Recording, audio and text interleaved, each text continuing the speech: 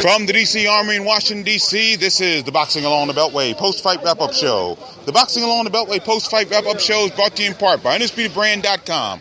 Visit UndisputedBrand.com for the finest in boxing and mixed martial arts apparel. Undisputed Brand, the brand true champions wear. And by Real-Time Pain Relief. Rub it on, the pain is gone in real time. Visit www.stopachesandpains.com. Hi again, everyone. Gary Digital Williams alongside Warren Marshall, and we are wrapping up things at the D.C. Armory where we had what I think a lot of people think is some controversy here tonight in the final score. You hopefully got a chance to see the bout tonight on BET, and if you saw it the way we saw it, I should say, you probably saw Mike Dallas winning that bout tonight. And we think he won the 10-round bout, but it was a 10-round split decision draw here this evening. We have the scorecards in front, so we'll go over the scorecards in just a second. But Juan, there were definitely, well, first of all, if we get to the key points in the bout, I think a lot of us at ringside were very surprised about how slow Dusty Hernandez Harrison started this evening and never really picked up the pace the rest of the bout until the very end. Yeah, that's what I was most surprised about, because to hear him talk about looking forward to this fight, I thought he was going to come out and establish himself early, which was totally opposite of what happened. And then also, talking to Mike Dallas, he was hungry and wanted to get back on the comeback trail, and so he did come out like that. So the way the fight was going, to me, I'm not sure why Dusty wasn't using his jab. He would close his guard and allow Dallas to actually distinguish and establish the whole fight. And a lot of the boxing coaches in the area who were sitting near us at ringside wondering why Dusty was so squared up in that situation. So it didn't look like he could throw the jab effectively.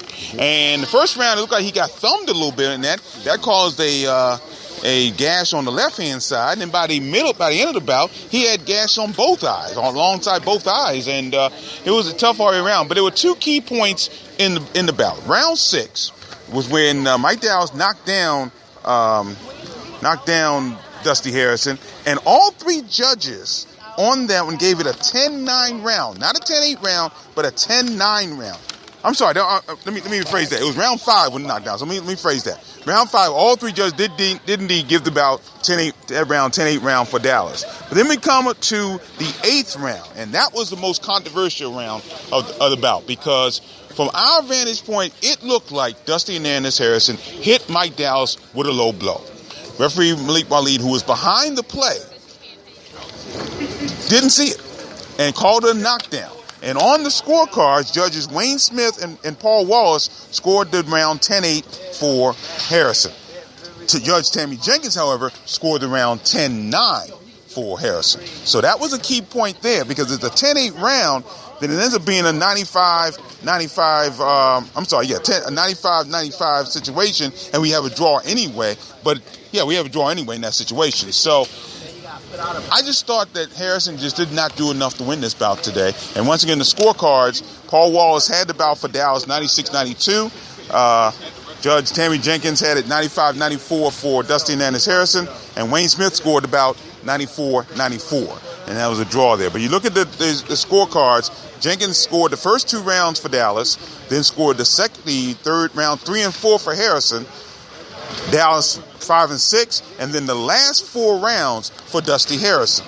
Paul Wallace, on the other hand, scored about the first 6 rounds for Mike Dallas.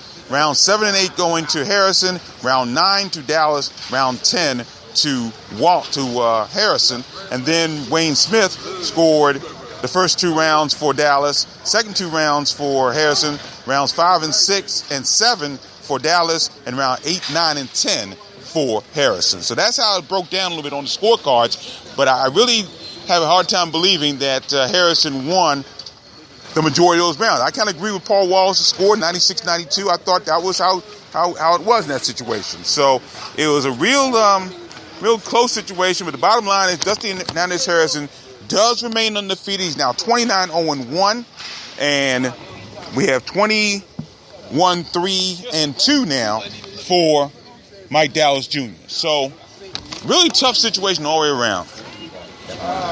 And again, the eighth round might have been the key round with the situation involving the low blow.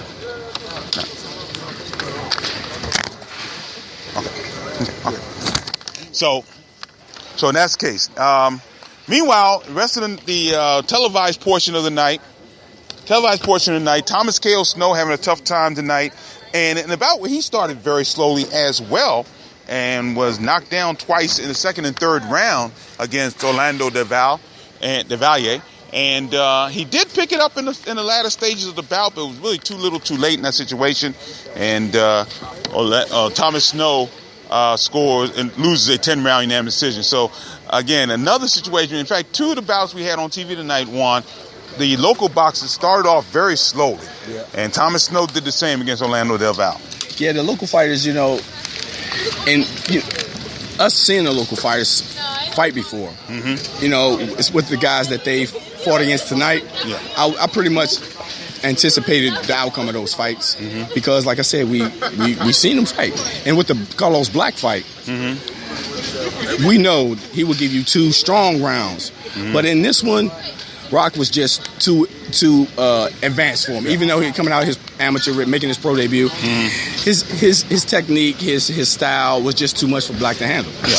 And I think, and then you look back, going back to the Snow fight a little bit, there were reports that Snow may have hurt his hand. May had come in there with an injury to his hand and then hurt it during the fight as well. He could not get that jab going. I know Thomas Snow is 35 years old. He's not the same Thomas Snow he once was, but one of the things he did have was quick hands, and that wasn't in evidence tonight. So the rest of the undercard I went over a little bit earlier tonight. Overall, kind of a mixed bag of a bout. I think the TV bouts were good TV bouts. The undercard bouts belong where they were for the most part. Undercard bouts, a lot of them were kind of dull in nature. Sam Cross I didn't think fought well against Damian Reed at all, although he would win by majority decision. And Sam Amawako, I admire him because this is a guy who just 13 days ago fought right here in the DC Armory, went 10 rounds with Sharif Boguer on the undercard of the DeGale Medina and the Butte Jack fight, and came back here, went another strong 6 rounds tonight against Abner Cotto. We saw Zhang Zili knock out John Orr. The rest of them were a 1-round knockout. Mike Ballaghan, we knew that was coming against Devin Mosley, and of course Junior Yonan. So again, a mixed bag tonight. Not a great card, a mixed bag of bouts. So we'll see what happens. What your thoughts? Yeah, and the anticipation of the crowd, I was expecting maybe, with the seating arrangement they had, right? They use maybe 2 sections less than they did with some of the previous bouts we had here. But the sections they did, they held a good crowd. And overall, I'm going to go home and look at the bout again. I'm going to turn the volume down. I'm just going to actually score the card myself just to see the outcome, because tonight I took the fan hat off, which we have to do, and I just scored it as 2 boxers in the ring.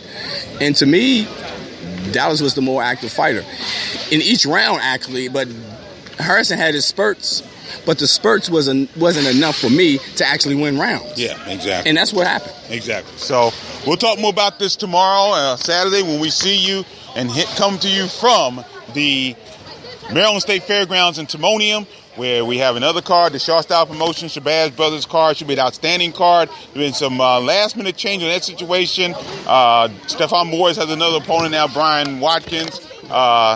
Devin Butcher, Neil Goyko came way overweight. We're going to have all the weights for you coming up over the next few hours before we go to bed and get ready for tomorrow afternoon. But we're on the air, 4:55 tomorrow afternoon, right here on the Boxing On Beltway Google app for Android, and iOS listeners can hear us on Spreaker.com and iHeartRadio.com. Boxing On Beltway pages there. We'll be live from the Maryland State Fairgrounds in Timonium, Maryland. Of course, the main event, Travis Tavere Reeves going after the Maryland State Light Heavyweight title when he takes on Frederick, Maryland's Larry Hitman Pryor. Should be an outstanding card. Hope you can join us right here from the Maryland State Fairgrounds in Timonium. For now, the Boxing On Beltway Google app for Android brings you our post-fight wrap-up show, and the post-fight wrap-up show is brought to you in part by UndisputedBrand.com. Visit UndisputedBrand.com for the finest in boxing and mixed martial arts apparel. Undisputed Brand, the brand true champions wear. And by Real-Time Pain Relief, rub it on. The pain is gone in real time. Visit www.stopachesandpains.com. For Juan Marshall, I'm Gary Digital Williams saying so long for now from the D.C. Armory in Washington, D.C. Don't forget to join us in just a few hours from the Maryland State Fairgrounds in Timonium. We hope you'll see you there. Until then, have a very pleasant and good night, everyone. And always remember to keep supporting the best boxing in the world. the boxing along the Beltway. Take care.